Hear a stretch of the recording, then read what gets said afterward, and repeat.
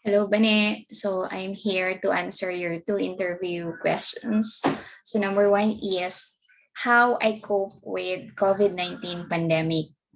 Yun. So each of us has faced challenges amidst the outbreak of COVID-19 in the Philippines. So this kind of situation is very stressful. Syempre, with many places partially shut down, others struggling to reopen safely.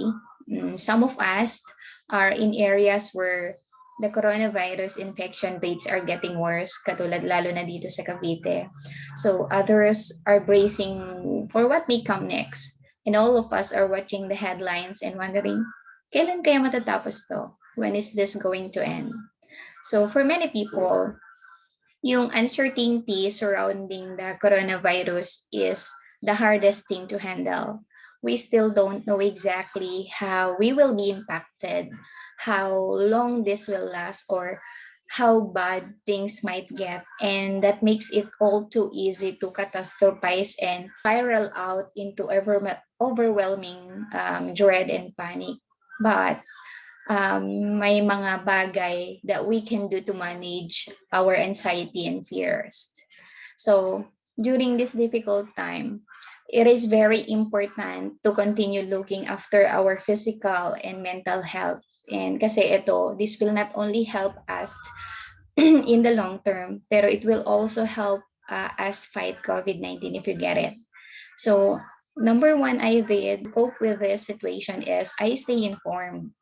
So, syempre, it is very vital to stay informed, particularly about what's happening in our community, so we could follow advice and safety precautions and do our part to slow the spread of coronavirus. But there's a lot of misinformation going around. Yan. Kasi nasa panahon na tayo ng tinatawag na internet. So, it's important to be discerning about what we read and what we watch. Number two is I focus on the things that I can control. So when you feel yourself getting caught up in the fear of what might happen, I try to, I try to shift my focus to the things that I could control. Example, hindi mo makontrol yung severeness ng coronavirus outbreak in your community, but you can take steps to reduce in your own personal risks. Number one, anong mga ang mga dapat nating gawin, yung kaya nating makontrol. So, wash our hands frequently with soap and water, of course, or hand sanitizer. Staying at home as much as possible, even if you don't feel sick. Avoiding crowds. And also, I do this, avoiding all non-essential shoppings and travels. And I get plenty of sleeps. Yan. And of course, I follow all the recommendations from health authorities. And number three, and is I take care of my body and of course, spirit. So this is actually an extraordinarily trying time, and all the tried and true stress management strategies will apply. Yeah, and I'm sure for that. Um, Una is eating healthy meals, getting plenty of sleeps, meditating. Beyond that, practicing self care is the best that I have tried. Yan, you take care of yourself, you eat regularly, you exercise, sleep enough, and reduce all the other sources of stress. Yung dito sa reduce all the other sources of stress, number one is social media. I deactivated my Facebook account for how many months for me to avoid stressful situations, like kapag nakabasa ka ng mga masasamang balita. Syempre, may isip mo agad, may stress ka. Okay? So that could be one thing we could that's one thing we could apply. Ayan. So be kind to another is be kind to yourself. So go easy in yourself if you're experiencing more anxiety than usual. So isipin mo lang, you're not alone in your struggles. Okay. Number two, another is I maintain a routine as best as I can. And I take time out for activities I enjoy. What I do is I read books, I watch comedies kapag may time, and babad minsan sa Netflix pag walang ginagawa.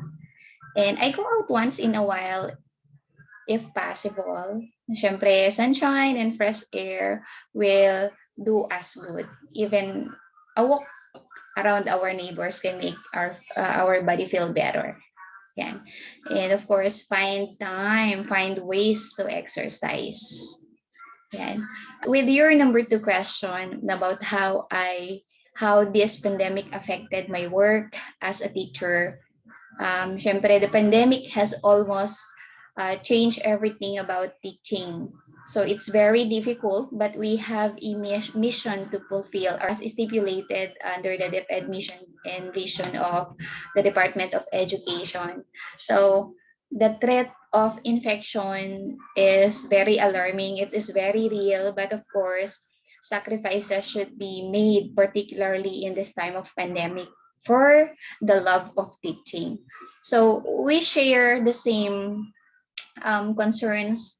We share the concerns of parents and guardians that children must continue learning but should remain protected from the exposure of the virus. So, syempre, napakahirap. It has been a very tough period, especially for us teachers. Pero sabi nga nila, there is a silver lining in every dark cloud and there's always a light at the end of the tunnel. So, nag-adjust kami, adjusting to blended learning kasi kami ngayon ay meron kaming online classes and at the same time we have modular classes. So, yan. In response to the pandemic, we use different platforms for students to gain access to education. Okay? So, to educational resources. So, napakahirap. So, this is honestly harder than we thought, lalo na sa modular modality kasi yung distribution and retrieval of modules is very hard kasi andun yung risk. Yan. But at the same time, it's very fulfilling then. Ayan, we actually as a teacher, we fear the pandemic, but our obligation to our students does not hinder us to teach as it is one thing that we love to do.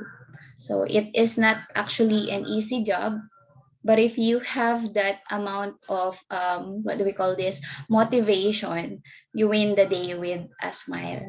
So yun lang. Maraming salamat.